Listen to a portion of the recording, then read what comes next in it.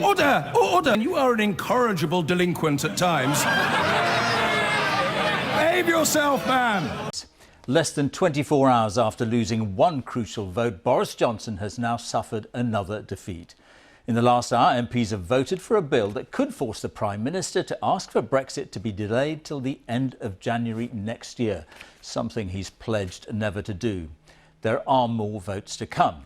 It's been a day of frenetic and angry exchanges in the Commons, and our political editor Laura Koonsberg has been watching it all. Laura. George, it is crystal clear that there is a majority of MPs in the House of Commons who are resolute in doing whatever it takes in their view to try to close down the possibility that Boris Johnson would ever be able to make good on the promise he's made, potentially to take us out of the European Union without a formal deal in place. They voted to decide that today. They'll be voting again tonight, and it's clear until they change the law, that effort will keep going and going. But for Boris Johnson, the stakes could hardly be higher. His decision to get out of this cul-de-sac is to push for a general election. Are we through the looking glass now? The Prime Minister's demanding a new Parliament over there, an election, yet he says he doesn't want one. The other parties say they do, but may yet stand in his way. It won't be settled until the Commons closes the door on the possibility that Boris Johnson could take us out of the EU next month without a deal. Have you lost control, Prime Minister? His Brexit at any cost. Order! Questions to the Prime Minister! But if he gets his way, this first joust of shouting in Prime Minister's questions could be his last. Prime Minister! Can he confirm now that he will allow the people of this country to decide on what he is giving up in their name with a general election on October the 15th? Or is he for it? There's only one chlorinated chicken that I can see in this house, and he's on that bench. He's desperate, absolutely desperate, to avoid scrutiny. The riposte read his lips. You were a great big girl's blouse. And in his third day in office, after 5 questions from me, we haven't had an answer to any of them. But anger towards him and his key advisor was thick in the air from his former colleagues too. Advisers advise, ministers decide.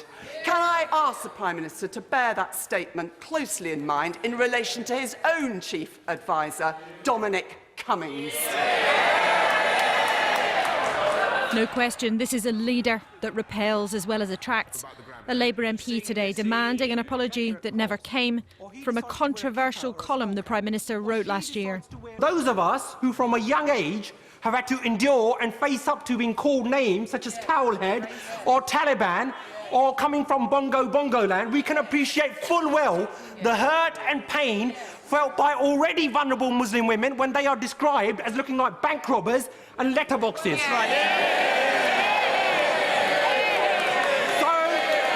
So rather than hide behind sham and whitewash investigations, when will the Prime Minister finally apologise for his derogatory and racist remarks? The Tory bench is still almost mute, while the applause for that went on and on. Under this government, we have the most diverse cabinet in the history of this country.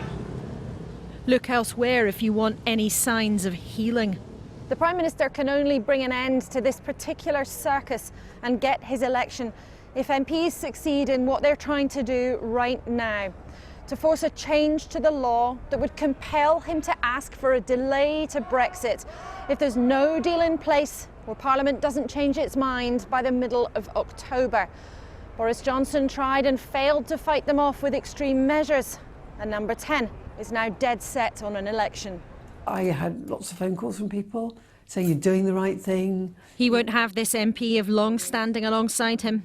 With 20 others, Anne Milton was thrown out of the Tory party last night for voting against the Prime Minister. I voted against government whip for the first time in 14 years of being a Member of Parliament. Did you receive a call last night to tell you they were doing what they threatened to do, they were throwing you out? Yes, I had a conversation with the Chief Whip who made it clear that that's that's what was going to happen. I feel quite sad that it has come to this, but I woke up this morning and knew I'd done the right thing. The Rebels' stand is highly likely to pay off for them. Not much doubt MPs will agree tonight to rule out leaving without a deal. What unites us is a conviction that there is no mandate for no deal, and that the consequences for the economy and for our country would be highly damaging. One of my greatest concerns in all of this, that in a referendum that saw such a massive record turnout, that there are many people, if we continue to thwart coming to a conclusion on this, a resolution, will never vote again. The longer this argument goes on for, the more divided our society remains, and the harder it will be to knit it back together. If we are being purged now, who's next? Yeah! Who's next? I will walk out of here looking up at the sky, not down at my shoes. Within hours, the Prime Minister will try to force that election next month. I don't know. There's so much voter apathy, and it feels like the country's split down the middle almost. It's a bit crazy, isn't it, really? Just think, yeah, it is. Thought it couldn't really get any more peculiar and, strange. But the Prime Minister needs MPs to be on board. Labour's official position, if no deal is blocked in the next few days, they'll back it. And the SNP says they'd vote for one too. But some Labour MPs are adamant they will not let it happen unless the extension to Brexit to avoid no deal has actually taken place. He wants to run a divisive English nationalist election because he's putting his party before the country. And we are not going to be goaded into giving him what he wants. We are going to fight for the national interest. No way would you allow an election before an extension. Before Boris Johnson has been forced to delay departure. Exactly, because this is a Prime Minister who's spent his whole life talking to Conservative audiences. MPs and Lords have been trying to find a way through for 3 years now, even prepared to bed down for the night to keep talking. But before too long, we may be in charge of the conversation. Laura, it's clear we can barely keep up with these events. What do you think the next few hours holds for all of us? Well, George, you're right. It's happening at a dizzying pace, even after 3 years when Parliament's been locked in a slow-moving battle, even though it's had lots of twists and turns. We are in a very new phase now where things are just accelerating and accelerating. So tonight there will be more votes in the House of Commons on that plan to remove the possibility of leaving without a deal. Various amendments, tweaks to that will be voted on that too. We expect them to get through comfortably, and then that law will move to the House of Lords, where they might talk all night to have their say on it. So that process of trying to force that law through is absolutely up and running now. But almost exactly at the same time, the Prime Minister will put down his plan to MPs as the Lords are going down the corridor, asking them to back his bid to force a general election. Now, we do not expect that tonight to meet the majority of 2/3 he would have to get if he's to get his way and to ask us all to give our opinion in the middle of October. But things are moving so quickly, it doesn't mean that he will not be able to get the backing for an election in the coming days. It's a race against time for people on all sides. Boris Johnson intent on getting to an election, other people determined to stop him. And as ever, Brexit has turned our politics upside down. This has been a very, very difficult few days for the relatively new Prime Minister, but for his team, it really is a question of Brexit or bust. Laura, many thanks. And as Laura was suggesting earlier, this latest stage in the Brexit battle has exposed the rift within the Conservative Party as never before. The 21 Tory MPs who voted against the government last night were immediately suspended and have been told they can't stand for the party at the next election. Among them were former cabinet ministers, including Chancellor Philip Hammond and Rory Stewart, and party grandees such as Sir Nicholas Soames and the longest-serving MP Ken Clarke. Our political correspondent Alex Forsyth has been to his constituency of Rushcliffe to gauge reaction. At Rushcliffe Conservative Association, there's been one key face for nearly 50 years. Ken Clarke is the longest-serving Tory MP and has held some of the biggest jobs in government. But last night, he was effectively kicked out of the party. The chairman of the local branch thinks it was the right move because his MP didn't back the government's Brexit plan. At the end of the day, the fact is he voted against the government, and the consequences are you have the whip withdrawn from you. I think Boris has shown that he is a strong Prime Minister, and I do support him, and I think he had to show that he continues to be a strong Prime Minister. Even though most people here in Rushcliffe voted to remain in the EU, some local Tories have been angry at their MP's pro-European stance, a symbol of the fractures in the party. Divisions over Europe have plagued the Tories for decades and put an end to the careers of several Prime Ministers. But this long-running row has never seen so many Tory MPs effectively thrown out of their party all at once. Among them, the grandson of Winston Churchill, Nicholas Soames, seen here as a boy, is furious at what's happened. Such a stupid and unfortunate message to our supporters and would-be voters in the country that what was a wonderfully broad, tolerant, humane church has now become a narrow sect. With Westminster poised for an election, some of the expelled MPs were already standing down, but there could be a fight from others who still want to represent the Tories. Rory Stewart found out he wasn't welcome in the party, just as he was accepting an award for being Politician of the Year. I'm not going to be able to stand as a Member of Parliament because Boris has decided he doesn't want me in the party. The former leadership candidate says he's not giving up on the Conservatives. I really hope the party comes to its senses, because this is not the way that Mrs Thatcher would have behaved. This is not the way any previous Prime Minister would behave. This is trying to deselect very loyal Conservative ministers and cabinet ministers who've barely rebelled in their lives.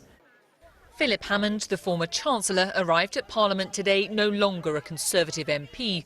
His association in Runnymede says, therefore, he can't stand for them.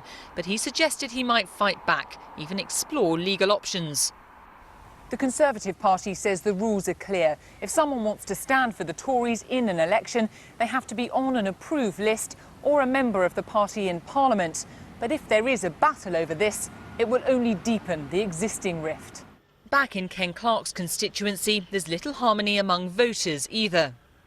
He should support his party. We voted him in to do that and he hasn't done it, so that's it.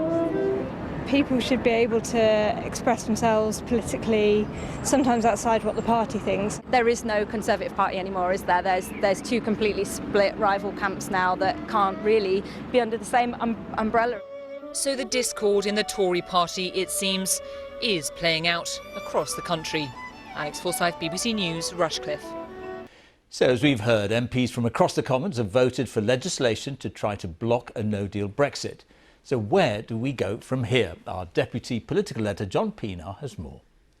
Wherever you stand, all you can do is watch. See how British politics has changed almost beyond recognition. Traditions of consensus and compromise discarded.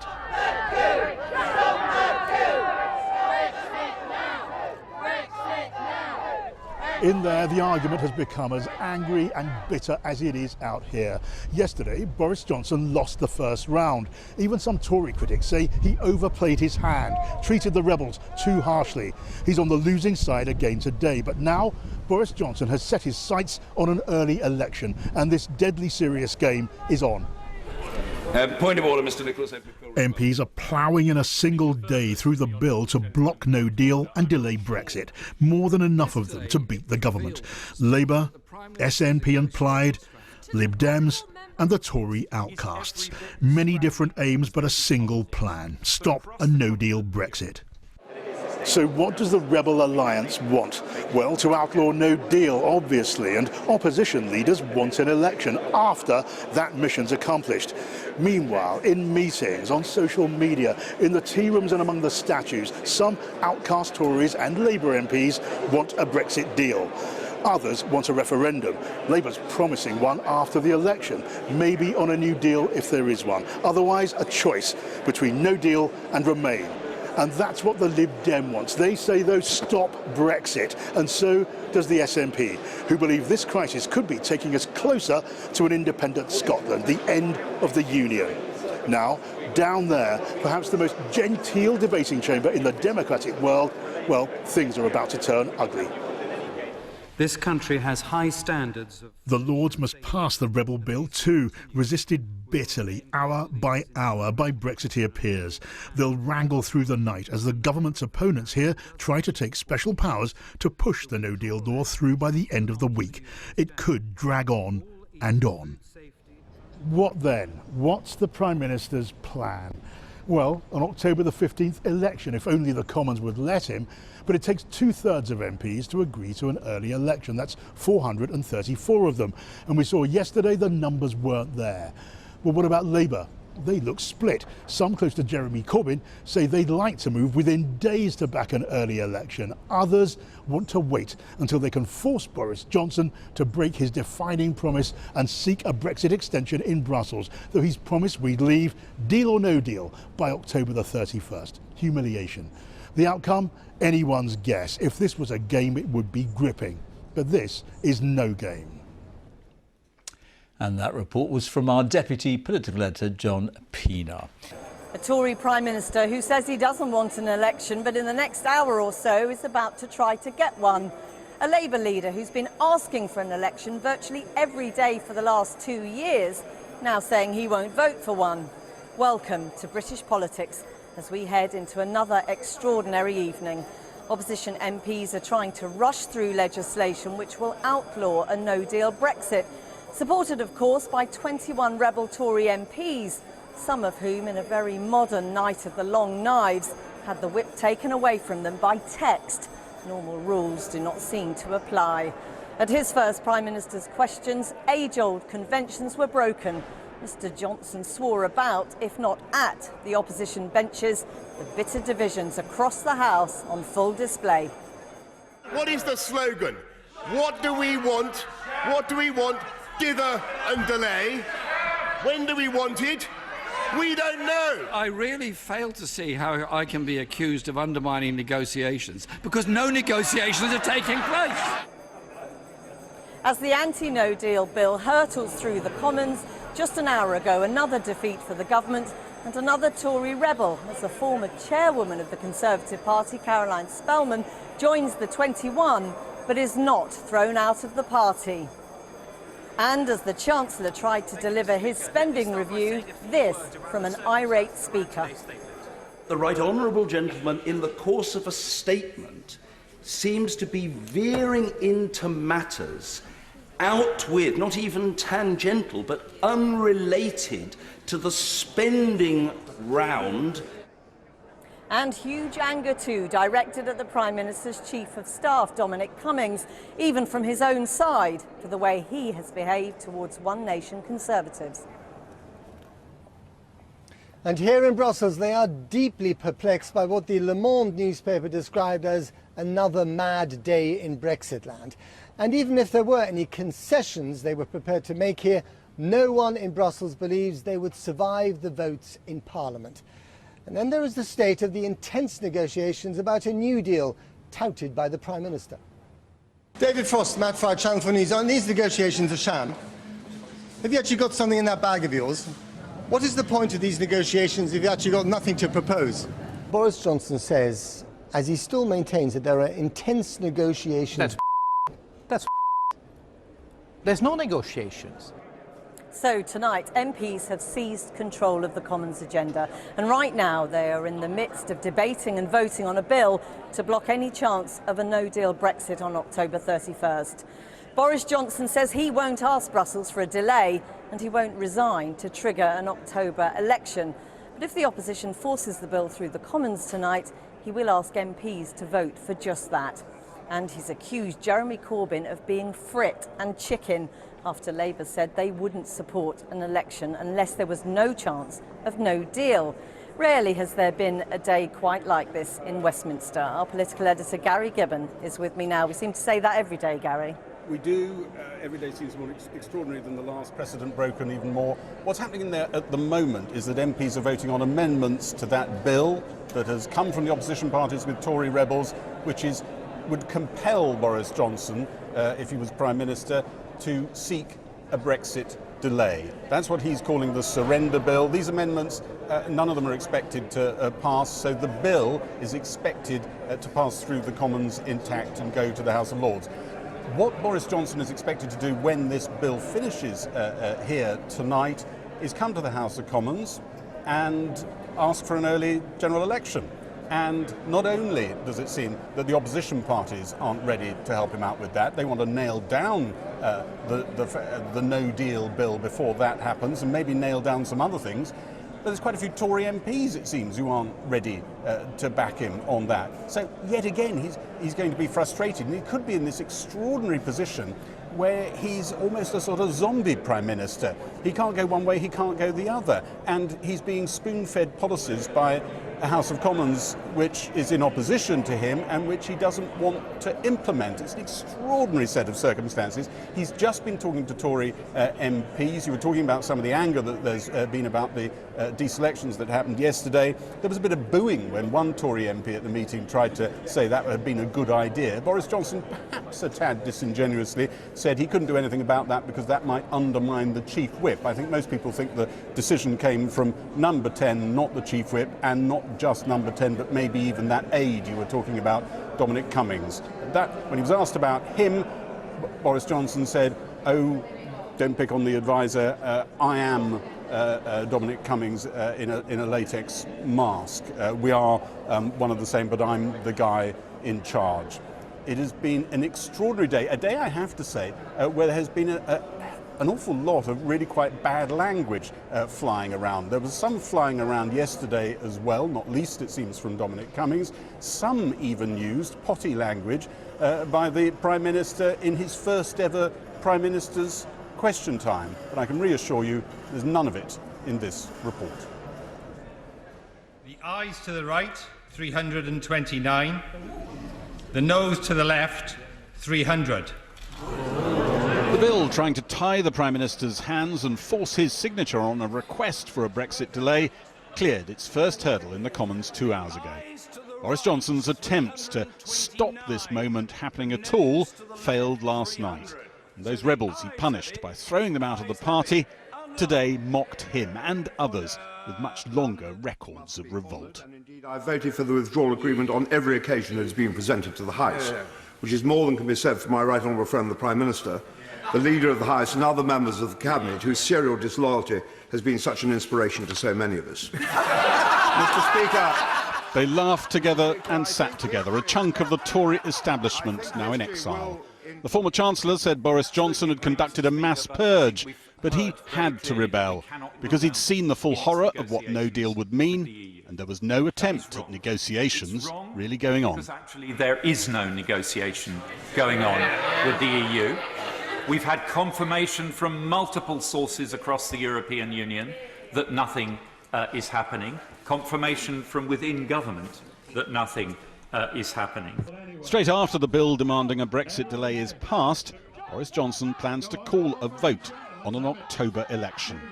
By law, 2/3 of MPs are needed for that to pass, and he won't get that. Opposition parties are withholding support until they're sure a no-deal Brexit is completely ruled out.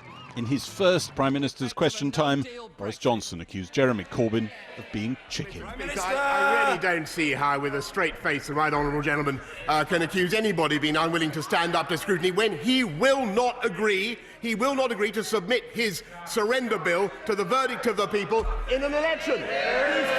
He's frightened. Yesterday, he lost one vote, his first vote in Parliament, and he now wants to dissolve Parliament. He's desperate, absolutely desperate, to avoid scrutiny. Call an election, you great big girl's blouse, he said. One of those thrown out of the Tory party yesterday said Jeremy Corbyn was right to suspect Boris Johnson might be trying to trick the opposition into an election that allows no deal to happen by sleight of hand. All sorts of shenanigans are going on. It's very difficult. I mean, remember, Boris Johnson said in writing to us, the One Nation, that he wouldn't prorogue Parliament. Your advice to Labour would be this could be a trap. Yeah, I think that they are absolutely determined, do or die, to get to the 31st of October, and they'll do anything they can. So I wouldn't give them an inch. Can you think of an occasion when Boris Johnson's been honest? I'm sure I can. Let me think. I'm sure I can, Gary. You've put me on the spot there. But that is an embarrassing question, and I will think hard. I think at least 2/3 of Labour MPs would agree that handing power to Boris Johnson to set the date of an election is not a good idea at this stage, because he's proven over and over again that the interests of the Tory party come before the interests of the country. Dominic Cummings, the Prime Minister's chief strategist, accompanied Boris Johnson to the Commons today.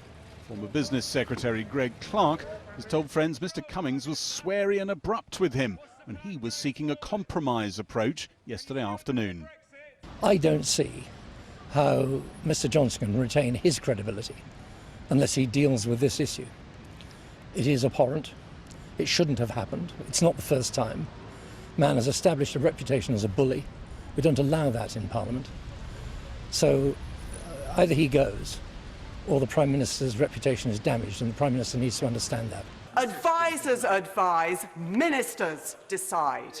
Can I ask the Prime Minister to bear that statement closely in mind in relation to his own chief adviser, Dominic Cummings? Be in no doubt that we are deciding on a policy to take this country forward, not backwards, as he would do.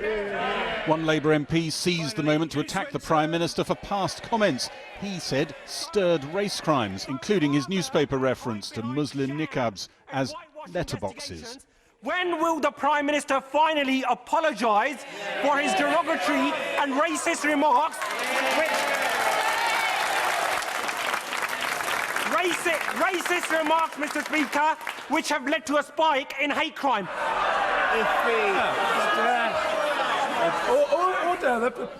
Order. Can I just say to the honourable gentleman that if he took the trouble to read the article in question, he would see that it was a strong Liberal defence, as he began his question by saying, of everybody's right to wear whatever they want in this country. The image of Jacob Rees-Mogg lounging on the front bench at yesterday's debate became a Twitter phenomenon overnight. But the names dominating talk amongst Tory MPs today were the MPs who were thrown out of the party last night, some of them still reeling from how they'd been treated. Mr Speaker, I'm not standing at the next election, and I am thus approaching the end of 37 years' service to this House, of which I have been proud and honoured beyond words to be a member. I'm truly very sad that it should end in this way. My sleeping arrangements, highly sophisticated. A Lib Dem peer getting his bedding ready tonight for what's expected to be a long battle to make sure the bill delaying Brexit gets time to be debated in the House of Lords. Pro-Remain peers are in the majority here, but pro-Brexit peers intend to create every obstacle they possibly can. Well, one of the Tory rebels who had the whip withdrawn last night is David Gauke, and he's with me now. You've got to hand it to Mr Johnson. He said you'd lose the whip, you'd face deselection, and he's done it. He's been decisive. Well, that's true. He said he was going to do that, but if anything, that strengthened the determination of a number of my colleagues to vote with their conscience and vote in the way that they felt was best in the national interest. And if that was a technique that was designed to try to win a vote, well, he lost very comfortably last night. How were you told?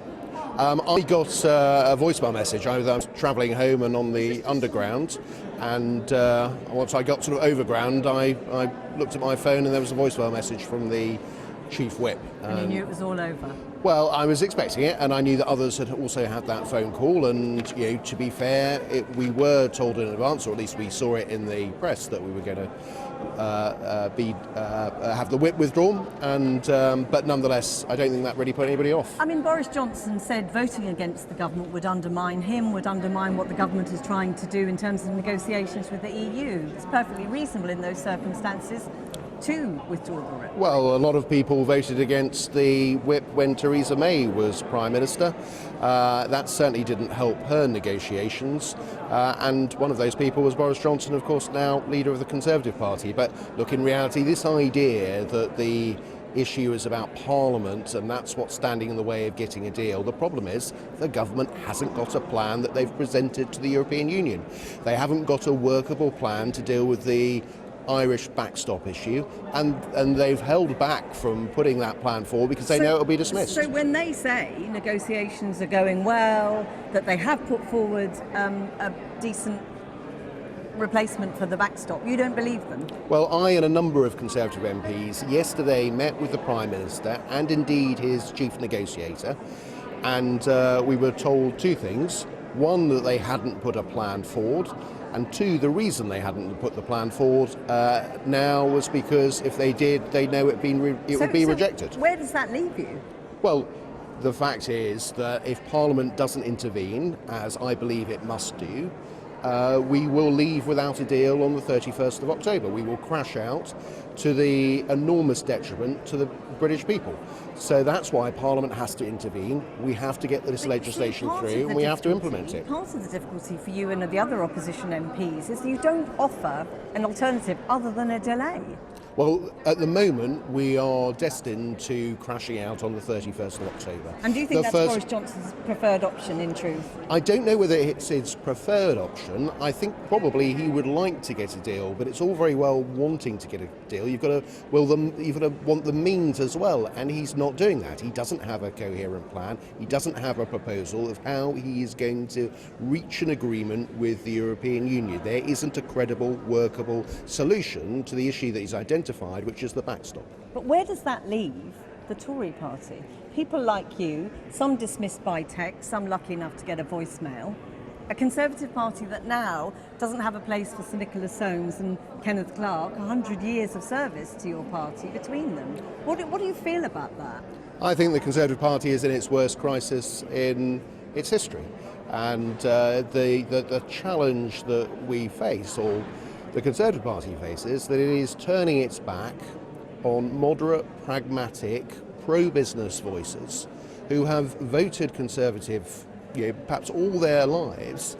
And if the Conservative Party is saying it doesn't have a place for Kenneth Clarke, Nicholas Soames, Philip Hammond, Rory Stewart, then it doesn't have a place for those people who vote Conservative because they admire the likes of Ken Clarke and Philip Hammond Lots and so on. of criticism today about the Chief of Staff, Dominic Cummings. Boris Johnson said, there's no division, I am in charge. Who do you think is behind pushing people like you out effectively? Is it Boris Johnson or is it Dominic Cummings? Well, the whole style of everything that the government is doing, whether it's suspending Parliament, whether it's the brazen way in which they deny the reason why they have suspended Parliament, whether... Brazen or lying? Well, I'll use my word, but brazen. The way that they have failed to confirm that they would abide by the law, and this massive overreaction of withdrawing the whip from 21 Conservative MPs, it has all the hallmarks of the way that Dominic Cummings operates. He is a figure who is out of control, and I'm afraid Boris Johnson isn't standing up and showing the leadership. He's allowing a functionary, an unelected bureaucrat, to run this country. So we saw Philip Lee across the floor of the House yesterday. We know Jo Swinson from the Liberal Democrats says she has been talking to partyless people like yourself. Has she spoken to you? Would you be listening? I've had lots of conversations with many people in lots of parties, including Jo Swinson. Would you be interested in moving? I'm a Conservative, and I would like You're to an independent at the moment. I'm still a Conservative as far as I'm concerned, but what I do want is a good government after the next general election, which I guess is imminent, and I am deeply concerned about the direction the Conservative Party is going, and I worry that at the moment the Conservative Party doesn't look fit to be in government. David Gauke, thank you very much for talking to us today. Well, how is all this going down in Europe? Matt is in Brussels. Thanks, Jackie. Well, Gary mentioned some bad language there in London. Well, I'm afraid there's been a little bit of that here too in Brussels. But first things first, in Brussels today, Britain's Brexit envoy, David Frost, was in town for technical talks with his EU counterparts to see whether any progress can be made. Now remember, the Prime Minister keeps insisting that the talks are intense and that they're yielding progress with new proposals on the table. This is a key part of his political strategy to Parliament, to the British public, and of course to the EU. So how's that going? How realistic are these claims? Well, I caught up with David Frost as he walked into those technical talks, and a warning: this piece also contains some strong language. This is not a statue depicting the current state of the British government, or the EU, or Brexit, but it might as well be. The path to the unknown is paved with spin, and the spin from number 10 is that the negotiations behind these inscrutable slats of the Commission are going gangbusters, as the Prime Minister might say. Well, today we caught up with David Frost, our Michel Barnier, a former diplomat once drafted in to clean up the whiskey lobby. David Frost, Matt Fryer, Channel 4 News. Aren't these negotiations a sham? Have you actually got something in that bag of yours? How big is your team now? Mr. Frost, can you answer a few questions? What is the point of these negotiations if you've actually got nothing to propose? The Commission says you've got nothing new on the table. When will you put something on the table? Mr. Frost.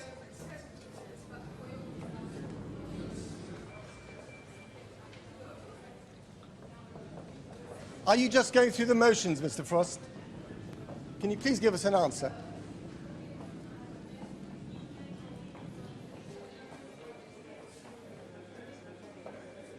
Mr. Frost, what is the point of you coming here if you've got nothing to say? Even by the Trappist standards of special advisers, this was remarkable self-discipline. By comparison, the real Michel Barnier was positively verbose. Mr. Barnier, any progress in the talks? Still at work.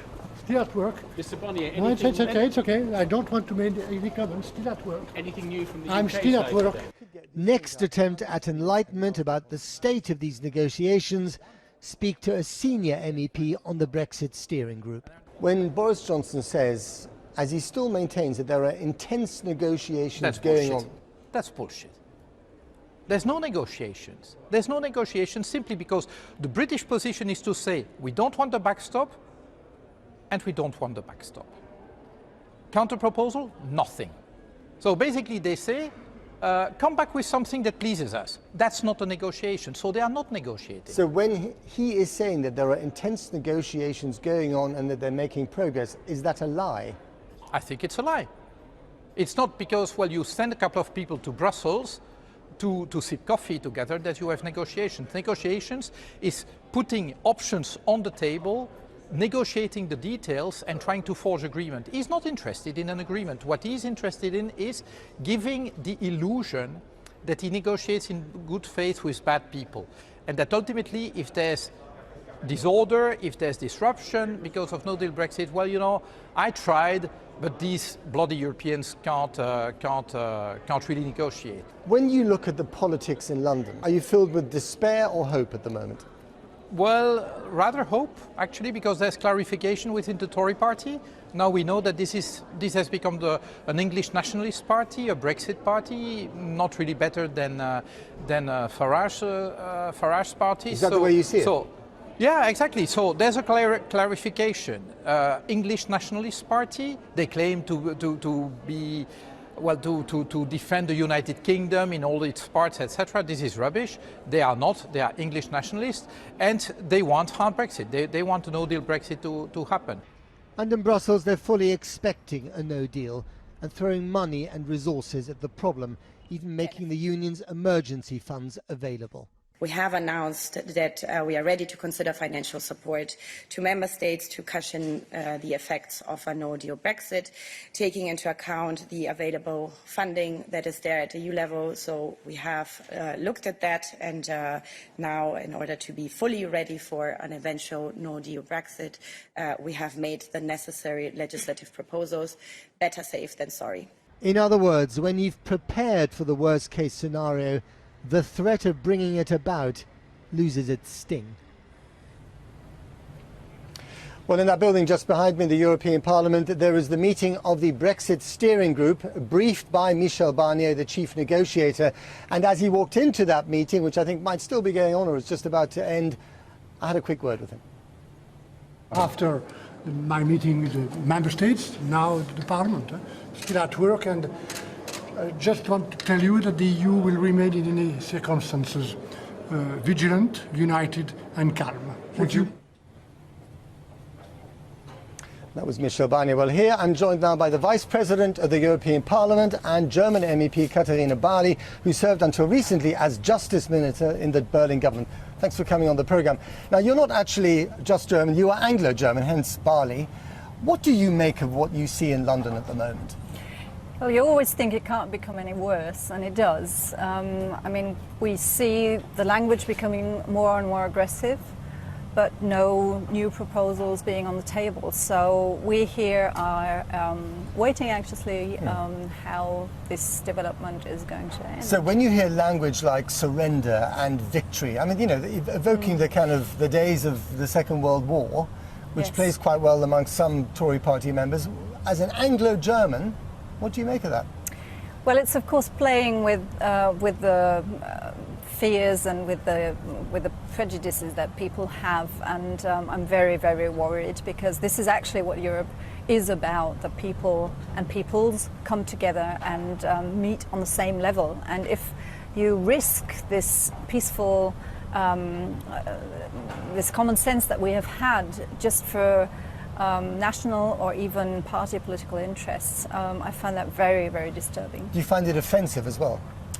Well, yes, being German and British, I do find it offensive, because it is not anything that the rest of Europe has provoked, or it's a British decision which we respect, but we also respect our decisions. We expect that to be respected. And if the negotiations don't go anywhere, if there is a no-deal Brexit, if there are negative repercussions, do you expect the government in London to fully blame the European Union and indeed Europeans? I mean, that has been the strategy from the very beginning, to do whatever they want, but the scapegoat in the end is always the European Union. We can do whatever we want at the moment. We will be the guilty ones for Boris Johnson and some others, and that is really a dangerous game.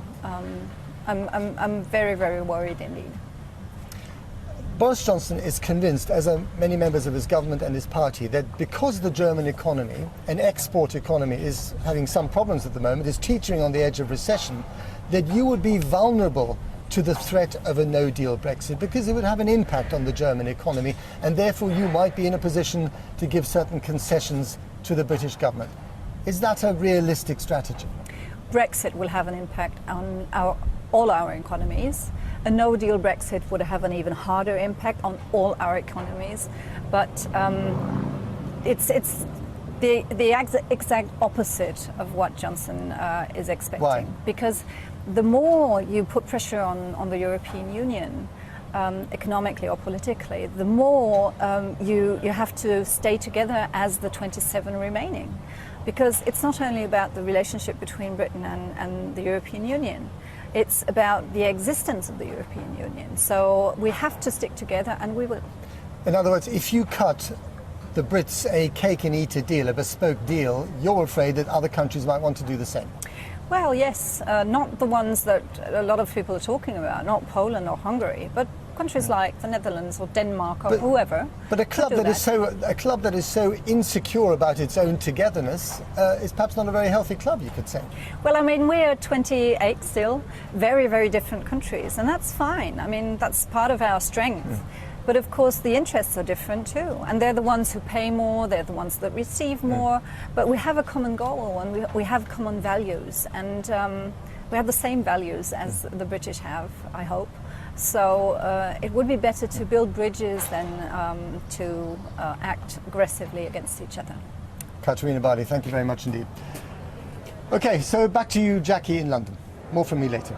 Thanks, Matt. Well, away from the heated scenes on the floor of the House, in a committee room down the corridor, experts from the government, freight and food industry have been giving a distinctly sober assessment of the impact of no deal. One of them warned that the end of October was actually one of the worst times to face a no-deal Brexit. And an internal document reissued by Kent County Council last week also warns of the high risk of more than 3 months of disruption. Our political correspondent Paul McNamara reports. MPs may be trying to kill no deal, but the effect it might have continues to overshadow our ports, our economy and our parliament today yet again. Which foodstuffs are not going to be available, which medicines are not going to be supplied, and what will happen to the shortages of vital supplies in every one of our hospitals all over this country. Prime Minister! Mr. Speaker, I'm afraid that the Right Honourable Gentleman is guilty of the most shameless scaremongering. We have made ample preparations. ample preparations, the Prime Minister's words for what's going on to manage no-deal Brexit. That's easy for him to say in the front benches of the Commons, but in Kent, the county on the front lines of dealing with no deal, it doesn't look so good. This internal document, issued in the last 2 weeks and obtained by Channel 4 News, details the worst case effects on the vital roads around the nation's busiest port, Dover. The verdict? Months of severe disruption. The briefing paper was reissued by Kent County Council's no-deal Brexit team, outlining plans for managing queues that may build to 10 to 12,000 vehicles, with exceptionally high volumes of traffic that may be significantly disrupted. And the report includes what it described as a new risk of prolonged disruption to freight crossing the Channel that could last more than 3 months. The chance of it happening despite the plans in place? Very high. It's a warning the freight industry says has to be taken seriously, because delays on the roads here mean supply issues across the whole of the UK. Isn't this all just Project Fear? No, it's not Project Fear. We know what it takes to keep this country supplied, so believe us, this is going to be difficult. We're doing our best to cope, but at least take these concerns seriously. James Hookham was giving evidence to the Brexit Committee today, a committee that was particularly interested in a report on Operation Yellowhammer. It warned of possible food, water and medical shortages, but the government claimed it was the worst case scenario. Do you think that is correct, that Yellowhammer is the worst case? Yellowhammer was all based on the reasonable worst case, so there's an unreasonable worst case which would be even worse than Yellowhammer. For us, the end of October is probably the worst time to face a no-deal Brexit. Kent County Council say they have plans in place to mitigate the risk of no-deal Brexit. But yesterday the government announced a further £20 million to prepare Kent's transport network. How successful will these preparations be? MPs trying to block no-deal Brexit hope we'll never find out. And that was Paul McNamara. Now, the House of Lords could be in for a marathon session with some 200 amendments to vote on, as government supporters launch a filibuster operation to stop the bill aimed at preventing no deal from getting through. Some peers turned up today armed with duvets and suitcases of overnight supplies. Well, I'm joined now by the Labour peer, Peter Mandelson, who's in Westminster. Lord Mandelson, have you packed your duvet? Not yet, but I'm sending out a search party.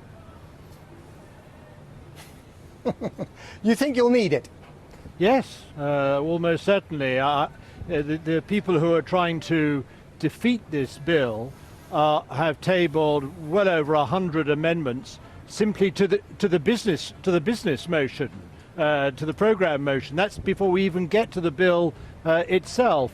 And what they're doing is using every procedural device to sort of soak up the time that is available for us to consider first the business motion and then later on tomorrow the bill itself. They're not winning, by the way, the arguments, and they're not winning the votes. We have numbers on our side, but they have a lot of procedural gerrymandering at their disposal, and they're playing a very, very hard game. And can they succeed at the end of the day? Well, I mean, there are many of us who are prepared to go through the night, go through tomorrow, and if necessary, go through the weekend. I don't know. I mean, the House of Lords is a curious sort of voluntary, self-regulating body. I mean, we can push forward and we can get closure motion when filibustering is going on. But, we're talking about well over 100 amendments now. Each requires 2 votes, a vote to conclude the discussion of whatever amendment is being considered, and then to vote on the amendment itself. It soaks up an enormous amount of time. Right. Now, your friend Tony Blair said the other day that a snap election at the moment is a trap set by Boris Johnson for the Labour Party, for Jeremy Corbyn. And he was urging him not to fall into that trap. What would you tell Jeremy Corbyn? Well, I have a very similar view. I mean, nobody's afraid of a general election. I mean, all of us in the Labour Party want to have a general election, and indeed a government without a majority like this one can't endure indefinitely without one. But just as we don't fear an election, nor do we trust Boris Johnson. We think that he will manipulate the timing and the circumstances around an election in order to frustrate what all the rest of us are doing to prevent a no-deal Brexit, and to allow, therefore, a general election to get in the way, to be used by him in order to outflank public opinion and parliamentary opinion in that way would be a very, very bad idea. So if we're going to have a general election, we should be thinking about that after October the 31st, not before. Right, but you've had your differences with Jeremy Corbyn. Are you happy, would you be happy to see him as Prime Minister? Of course I want a Labour government. I mean, as it happens, as a member of the House of Lords, I don't personally have a vote in a general election, but I'll be working to return Labour MPs at that election, because I know that that's the only way definitively to stop Boris Johnson and his colleagues taking Britain out of the European Union without any sort of trade deal. And just imagine what that would mean. It would mean an end overnight of our enforceable rights to trade in that vast European single market. It would throw businesses that operate and trade in Europe into complete legal uncertainty. But also it would rupture our relations with our European partners, with whom... But you didn't say you'd be happy to see him as Prime Minister. In coming years, we are going to have to negotiate some sort of future trade arrangement should we leave the European Union. So at every level, leaving without a deal would be a disaster for the country. And that's why it's very important that all of us do everything we can to block it, and don't allow Boris Johnson the opportunity to use a general election, as I say, in order to outflank Parliament's wishes. Okay. All right, got to leave it there. Lord Mandelson, thank you very much indeed. Jackie, back to you. Well, just when you thought things couldn't get even more absurd, a key amendment just seems to have passed by accident. Our political editor, Gary Gibbon, joins us now. Might not be a fair question, but what's happened? I don't think it's necessarily an accident that has happened. Under the obscure procedural rules that everybody's becoming more acquainted with in this space, if you haven't put up tellers, we would count the MPs going through, against an amendment, the division is called off and the amendment goes in to the bill. Now, the amendment that has just, we think, gone into the bill is one which supporters of the bill were very clear was an amendment that would kill the bill. So I think what's happened is that the people strategizing in Downing Street have pulled a fast one, a rather clever one, and the other side are having to think very fast how on earth they save this phenomenal bill, which they couldn't believe their luck was sort of sailing out of harbour and into the open sea. It is possible that something quite significant just happened, but I think there are great procedural brains working on the opposition side to see if they can undo that. Because the amendment was from a group of about 17 Labour MPs. It was an amendment, as it happens, that was trying to effectively bring back not just Theresa May's deal, but the bits of it that were fine-tuned in talks with the Labour front bench. Now, an awful lot of people in the Labour leadership were saying, "Oh, don't be so daft! You can't put that there. Please go away." But while they were doing that, it looks as though the government had a rather clever ploy in hand, and that there was a way of putting it in, not because they necessarily wanted as policy, but because it was a great way of scotching the other side's efforts. We are literally just reeling from this and trying to work out whether it is what we think, very significant, or whether it can be undone, maybe perhaps even in the Lords. If it is what we think it might be, in very simple terms, what does that mean? Well, it could mean potentially that the government has torpedoed the bill, but it might be that it can be unpicked at another stage. But of course, time is incredibly short.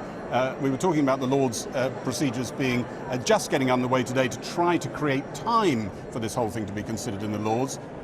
I'm afraid I don't know the answer to your question. Gary, that's fair enough, I think, in the circumstances. Thank you very, very much. Where MPs took yet more power away from the Prime Minister tonight, reducing still further his control of events and indeed of the future of the country. He lost 2 more votes today. In the first, MPs voted to block the possibility of a no-deal Brexit at the end of October. His reaction to that, given his promise to leave on the 31st, do or die, were his words, was to press for an early general election. But in the past hour, MPs have denied him that too, for now anyway. He failed to get 2/3 of MPs to vote for it. After the result came through, Mr Johnson accused Jeremy Corbyn of being afraid of losing the election. But today, it appeared that it was Mr Johnson who was the loser again. With yesterday's defeat, that is 3 in 2 days. Margaret Thatcher lost 4 votes in 11 years. Tony Blair, 4 in 10. Order! After all the votes they've had on Brexit, tonight MPs decided not to give us one. The ayes to the right, 298. The noes to the left, 56. The motion has not obtained the majority required. A result which means Parliament now holds the Prime Minister prisoner. He can't even call an election because his opponent won't let him. He has become the first, to my knowledge, the first leader of the opposition in the democratic history of our country to refuse the invitation to an election, Mr. Speaker. I can only speculate. I can only speculate as to the reasons behind his hesitation. Mr. Speaker, the obvious conclusion is, I'm afraid, that he does not think he will win. But earlier, Jeremy Corbyn insisted Labour was simply refusing to fall for the Prime Minister's trap. The offer of the election today is a bit like the offer of an apple to Snow White and the Wicked Queen, because what he's offering is not an apple or even an election, but the poison of a no deal. The government partly created its own hurdle after sacking 21 rebels last night. No regrets about sacking long-standing colleagues. It's about party discipline, making sure we get around the Prime Minister and support the Prime Minister. Have you lost control of Brexit, Mr Rees-Mogg? Brexit is completely under control. But this afternoon, that control shifted to these benches, the rebels enjoying their newfound status.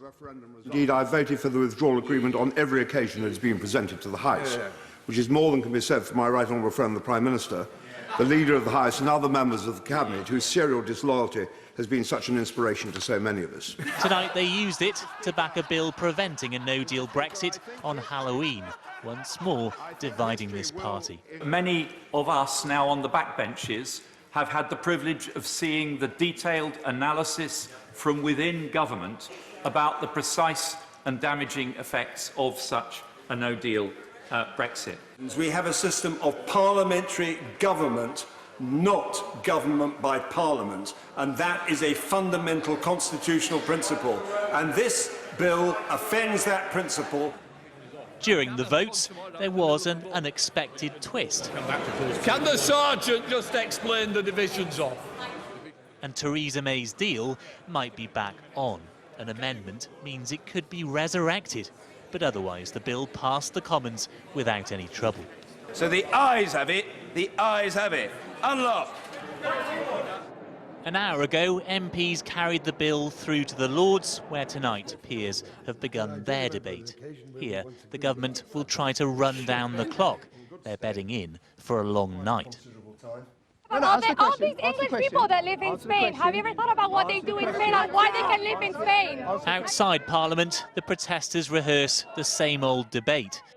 And still tonight, our Constitution offers no immediate way of resolving it.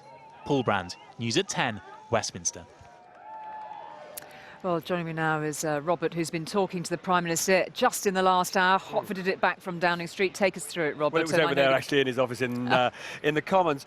I mean, look, we've had this extraordinary 48 hours. He's been Prime Minister for no time at all, and in just 2 days, he's lost 4 votes, I think, all of significance. That's more votes than most Prime Ministers lose in years. So what I mostly wanted to get out of him is whether he thinks he's going to be a sort of lame duck or if there's any escape for him from this extraordinary straitjacket he's in. OK, let's have a look. I'm afraid what we've heard from the leader of the opposition today is not only does he want to cancel the referendum, and not only does he want to extend the UK's membership of the EU at the behest of the EU, giving that power to keep us in potentially for years and years at their own discretion, but also he now refuses, contrary to what I think is the constitutional duty of a leader of the opposition, he refuses to take part in a general election. And I don't think I've never known a time in modern history when the leader of the opposition has refused to participate in an election. I can only invite our viewers, Robert, to speculate as to why he may be so disinclined. Does somebody need to get out the chicken suit? Are you confident that you will get your general election before the EU Council?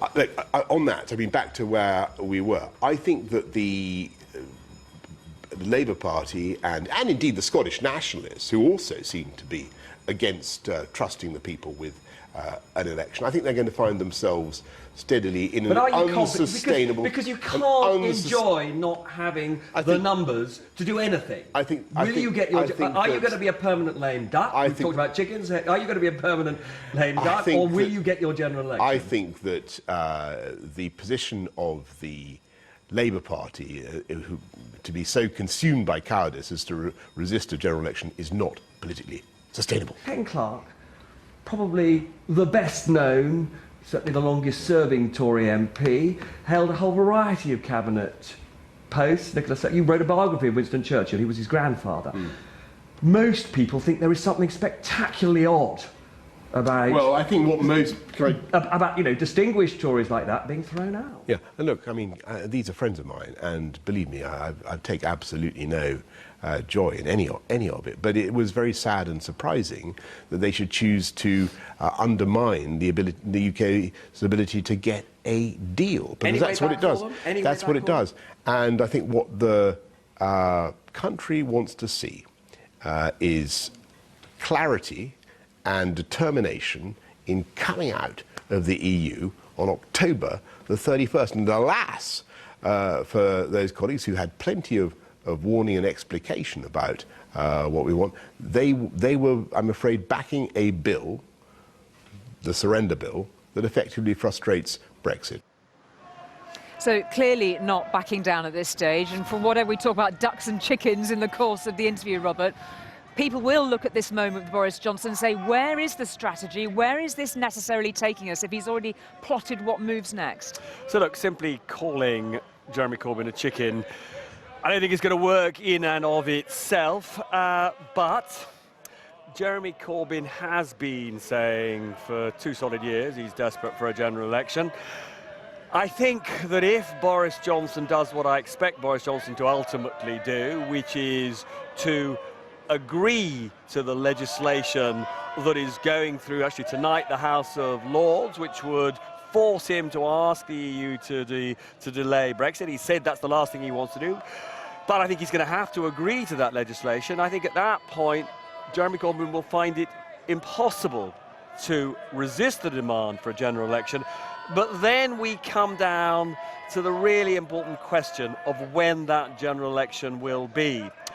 Labour MPs, Tory rebels, are saying to Labour's leader that election must be after October the 31st so that Boris Johnson can be humiliated by being forced to ask the EU for a delay. I don't know whether in the end Boris Johnson will roll over and accede to that, but I think he might, because in the end he cannot govern without a general election, and I think he will fight a general election on taking us out after October the 31st anyway, we are heading for a general election, is really what I'm saying. OK, Robert, thank you. And there is more on your programme after the news tonight, of course. Just a few minutes' time, Robert. Thank you very much indeed for that. So even after tonight's 2 votes, the way forward for Brexit is still very uncertain, as Robert was pointing out. Things are not much clearer on how the Prime Minister will get the general election he says he reluctantly wants, particularly without that working majority. It is Parliament that has the upper hand tonight. As Parliament has now ruled out the Prime Minister's preferred route to a general election, how can Boris Johnson secure one? The government could bring forward a short bill to bypass the Fixed-Term Parliaments Act. That would need a simple majority, 318 votes to pass. But Mr Johnson no longer has one. He might also worry it could be amended, making it unlikely. We want a general election, but we're not dancing to his tune. We're not going to be deflected from the task in hand. We're going to complete this job of ensuring the country against a no-deal Brexit. Alternatively, the government could hold a vote of no confidence in itself, but that would need the same number of MPs to back it and seems even more improbable. Another option would be to accept the bill to rule out no deal in exchange for Labour supporting a general election. We have this very bizarre situation in the leader of the opposition, whose presumably sole stated purpose is to try and replace the government, now running scared of actually having that conversation with the British people, which I think tells you everything you need to know about that. But we really must get this Brexit thing done. Even if a majority for an election can be found, when could it be held?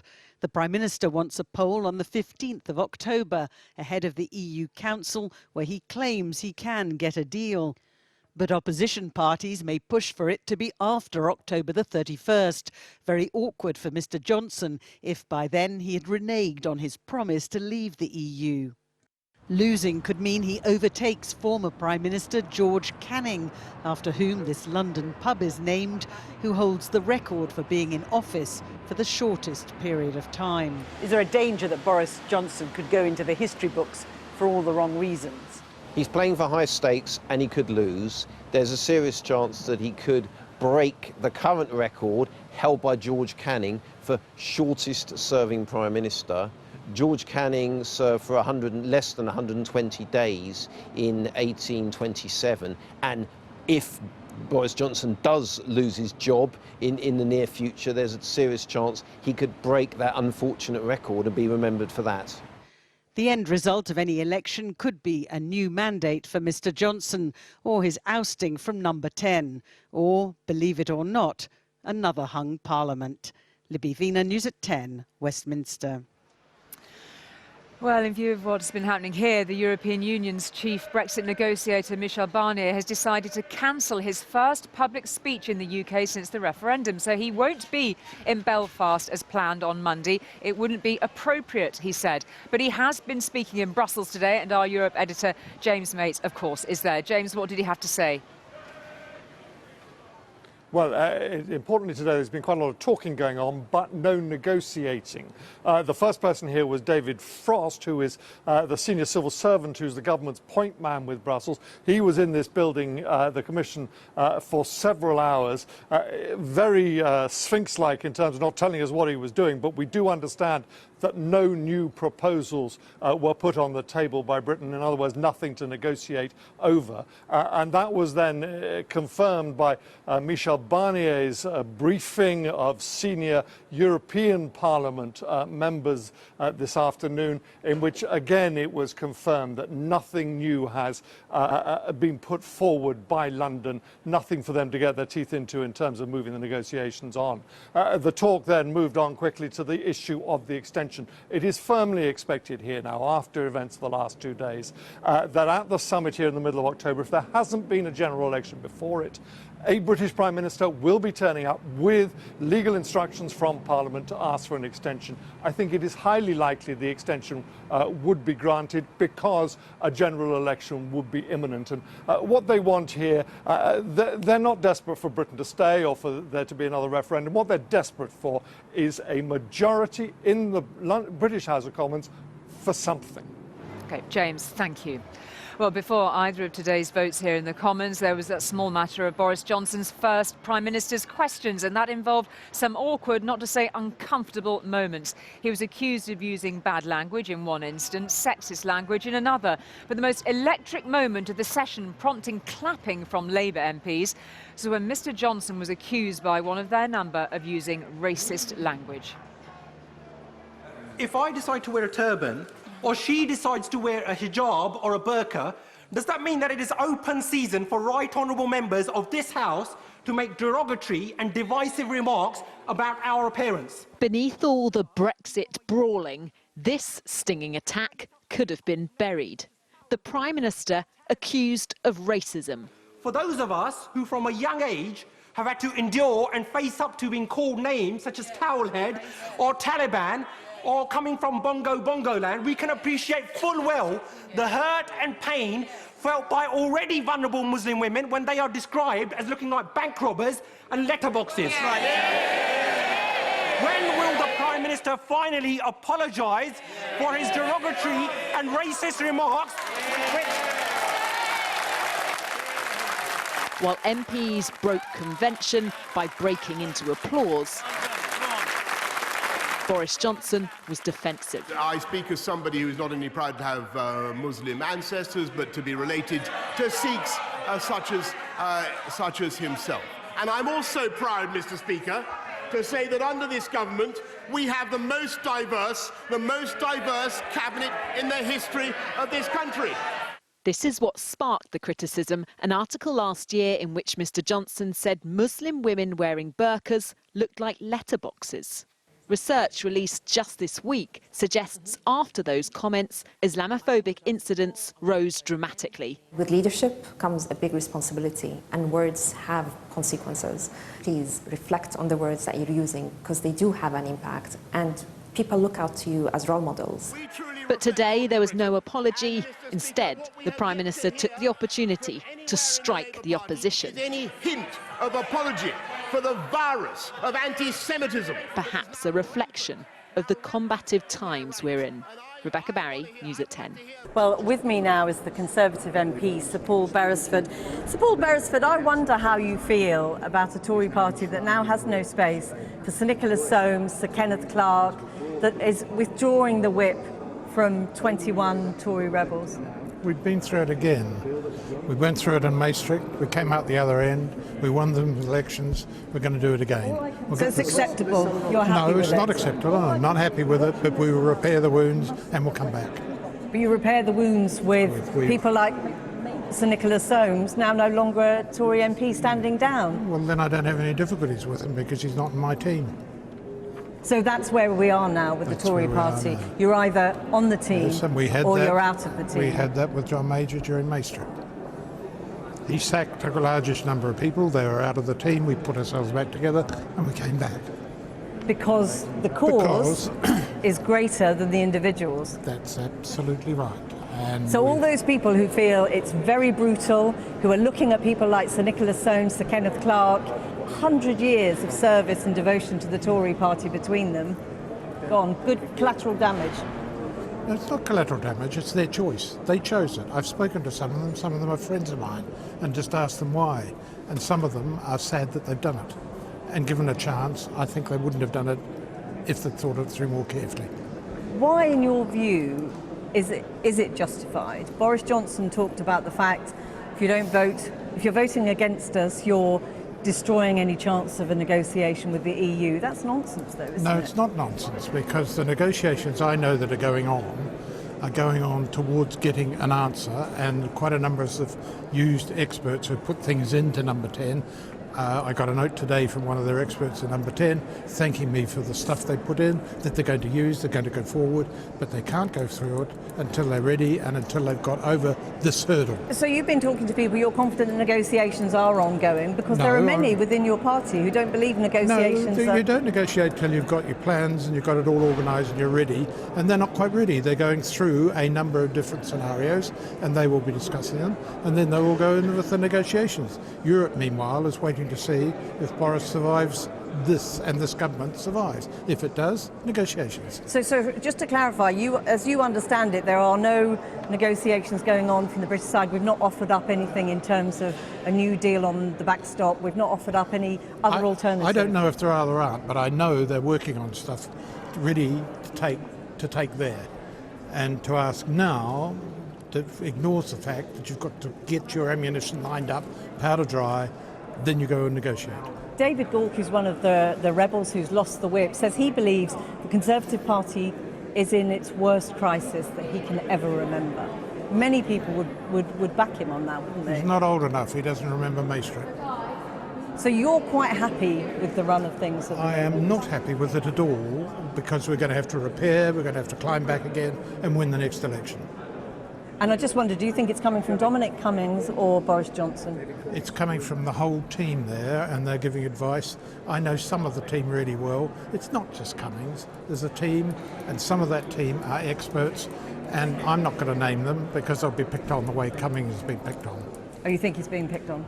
Yes, I think he's been picked on. Sir Paul Beresford, we have to leave it there. I'm really sorry about that, but thank you very much for talking to us. Well, time now to catch up with what's been happening this evening. Boris Johnson, the Prime Minister, has taken to his feet. Gary, our political editor, what can you tell us? Well, all the votes that we were expecting on the amendments didn't happen. We'll come back to that point and exactly what happened there. And Boris Johnson has rushed down here and has started the process he said he would do if that bill passed, the bill that stops him from exiting with no deal and requires him to seek an extension of Brexit delay. He's done what he said he would do, and he's come to the House to ask for the House to support an early general election. Not so long ago, I think we can probably say, not many hours ago, he was saying it was something he didn't want. Now he's saying it is the only way. He is not going to win the vote at the end of this 90-minute debate because opposition parties are still sniffing a trap. They want to make sure that they have nailed down the idea of there being a way of stopping no deal. They want to make sure that they've nailed down the date, and there is some quite wide concern that even if they nail down the date and the no deal thing, they still don't want an election. And very briefly, that amendment, amendment. It looks as though it might well have been subterfuged by the government, a clever trick. People on the other side say, even though they said it was a killer amendment, maybe they can just absorb it, keep it in. It'll only mean that there'll be a vote on that Theresa May negotiation when the bill eventually, if it were to be law, comes into effect after Boris Johnson, if he did fail to get a deal, failed to get a deal. So they're saying they can live with it, but the government did pull a blinder there, really, and it is this kind of procedural game of battleships that people are playing, each side trying to outwit the other and try and game the scenarios that the other side is playing. And today, the government, with that little moment there, definitely sort of knocked out a frigate on the other side and really unnerved them. And still more debate for the rest of the evening.